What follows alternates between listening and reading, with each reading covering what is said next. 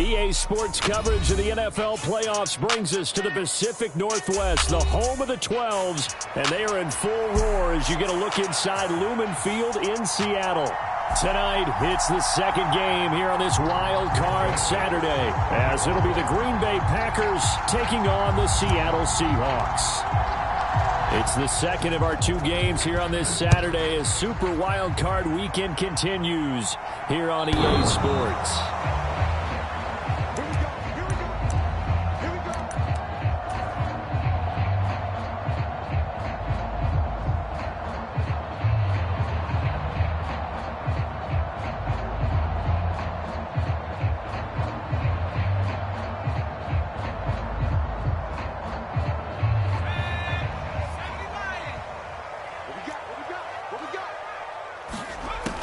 They'll try and start this drive in the air.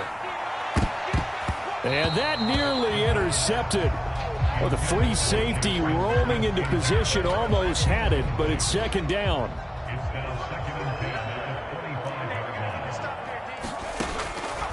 Looking to throw. And that nearly an interception here on this opening drive, but he gets a reprieve. It's third down. They have to like what they've done defensively here at the outset of this drive. They forced a couple of incomplete passes, bring up a 3rd and 10. Don't be surprised to bring a little pressure on this snap. So 2 incompletions have led them to an early 3rd and 10. Watch the screen, watch the screen, watch the screen. 59 mark, 59 mark, check, 59.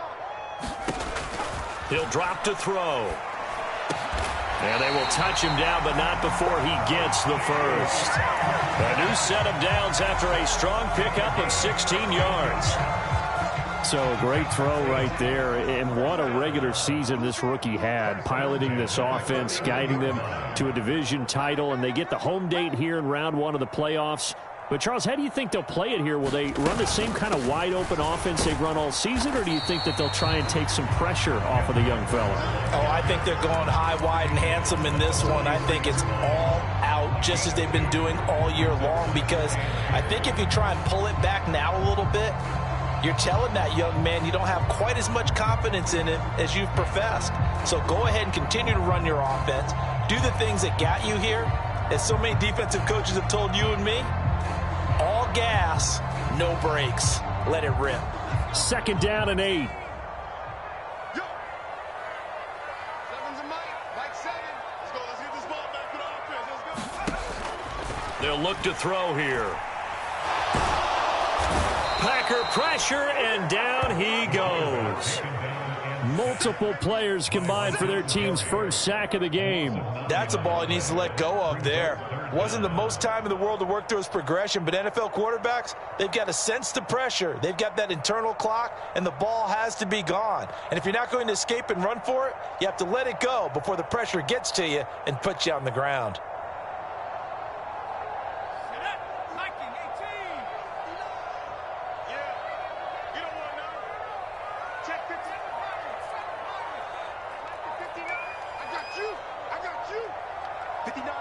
They'll bring a receiver in motion left.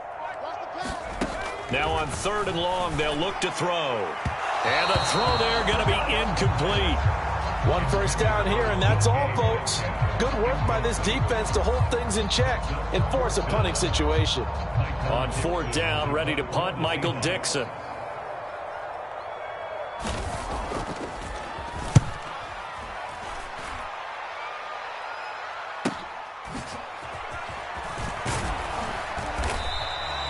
That'll go as a 42-yard punt, but a net of 32. They had a 10-yard return, and it'll be Packer football here. First down and 10. Love going to break the huddle, lead the Packers up here 1st and 10 at about the 32. They'll begin on the ground with Jacobs. It's a 6-yard gain on the ground, and that'll make it 2nd and 4. Good running right there, and this is a man who was a 1,000-yard rusher in the regular season, so you know he's going to get his chances, and he picks up nice yardage on that one. Second down, Jacobs once more. And he is going to be stopped cold behind the line of scrimmage. It'll go down as a 2-yard loss, and it brings up a third down. That was well played there defensively. 2 tight ends in the formation, which essentially gave them 7 blockers up front. Hard to imagine with all that size and beef that they could let a tackler through, but that's exactly what happened. A loss resulted. And he is going to have a Packers first down as they're able to get the third down conversion. I got a kick out of that one, partner. You and I talk often about trying to hide receivers in certain situations, but a guy of his size can't really hide it. But the tight end drag route, definitely an effective way to sneak him across the formation for an easy completion and a first down. Jerome Baker there on the tackle. They suspected it was a power play up the middle coming at them, and boy, were they right. That defense got downhill in a hurry and limited them to just a couple on first down. Throwing. Love. He finds his man. Complete. It's Jacobs. And he'll work it across midfield inside the 45. Give him 10 there. Good enough for a Packer first down. Well, I think when they look at their offense, they think to themselves, weapons, weapons everywhere. And they want to move the ball around. They want to spread it to different people.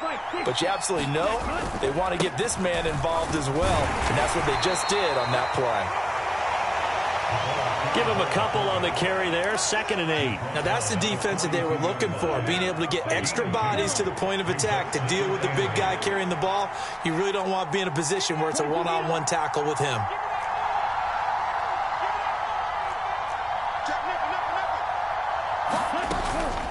On 2nd down, Jacobs. Looking to find a lane, but he can't. Reined in at the line of scrimmage. So that time they got the left guard with a hold. And let's face it, in today's ball, you might have that 330-pound guy you're supposed to clear out of there. You might need a little bit of extra help by grabbing the jersey and trying to ride him out. Meanwhile, the throw here is complete. And he's going to be out of bounds, but not before he takes it inside the 40. Well, Charles, what a rookie season he had catching the football, over 1,000 yards on the year, and he comes through there with a nice grab. And we've seen wide receivers in recent years come in and have big years right away. And you think about Justin Jefferson in 2020, 1,400 yards and huge impact on his team and on the league. This guy, he's following his footsteps as an impact guy here in year 1. A lot depended on the spot there, and he got it. But it wasn't by much, was it? I remember Coach Madden talking about, depending on which foot the official used, that would tell you whether you had the first down or not. You want that upfield foot to be the one that spots the ball, don't you? And you and I have the luxury of a couple extra views here in the booth, and he did get it, but not by much. And he'll be out of bounds as he gets it down to the 30 there. A lot of effort there for just a 3-yard gain, and now 2nd down. He was out there waving his arms, and when you got a quarterback out of the pocket looking for any help, I guess waving the arms is helpful. It certainly is, because you got to get his attention, because now you're in scramble drill. So everyone's adjusting their routes, finding open space, and he found the right spot for the completion. Eluding the pressure right. He finds his man. Complete. That's Ford.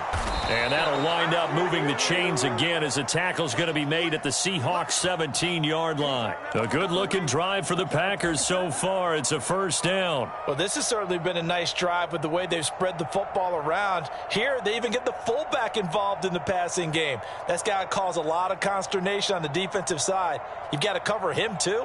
That makes things really difficult. So from the 17 now, here's a 1st and 10. Love. Looking left side, it's complete. He's got it. They'll give him 4 yards there, and it'll be 2nd down. Oh, it's time to give a little credit there to the defense. They played that very well because it was a drag route, and he ran it a little shallower than normal as he worked straight across the field. He was hoping he'd get lost behind the defensive line, but once he made the catch, nowhere to turn upfield and gain any yardage. 2nd and 6. They will throw again here with Jordan Love. The connection with his running back, Josh Jacobs. And the Packers are going to be looking at 1st and goal as they move this down to the 4-yard line. And forget about the run to set up the pass. They're just coming out throwing. Forget trying to set anything up. They feel like they have the advantage. They feel like they have the matchups, and they're just attacking right now. Yep, going to the air on the opening drive. Jacobs is in. Touchdown, Packers. So both sides of the football contributing here early. Their defense forces the punt, and then the offense takes it down the field and punches it in on the short touchdown run. And, Brandon, that's good complementary football, and that's what they're going to need if they want to get out of here victorious. Greg Joseph on for the extra point. And it's good to make it 7-0 Packers. Seahawks 7, nothing.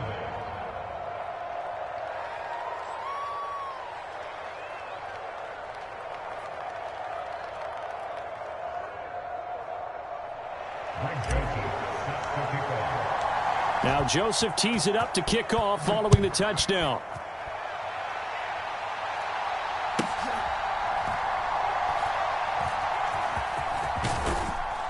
And not a great return here. He'll make it back only to the 10-yard line.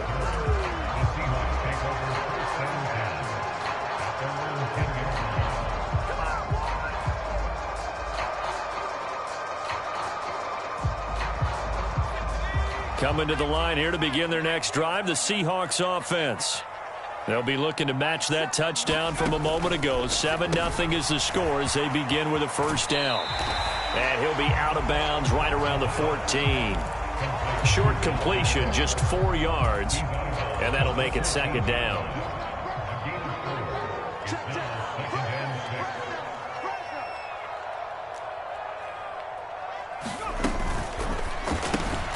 Right back to Cook for another completion. And that's good for a gain of 6. And now 1 yard to go on third down. So they just need 1 yard here to pick up the first down. On third down, here's Walker. And this will be a Seahawks first down as he's able to take this up to the 30-yard line. And this is what you want to do in the first half of a playoff game. Get the running game established. He was a big part of their run to a division title. So they're going to rely on him to carry a heavy load here in the playoffs. He rips off a nice run there. And he'll work this one up to about the 38.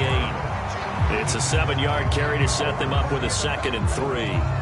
Well, no matter how they phrase it, staying on schedule, staying ahead of the sticks, whatever you want to call it, 7 yards on first down, that fits the bill.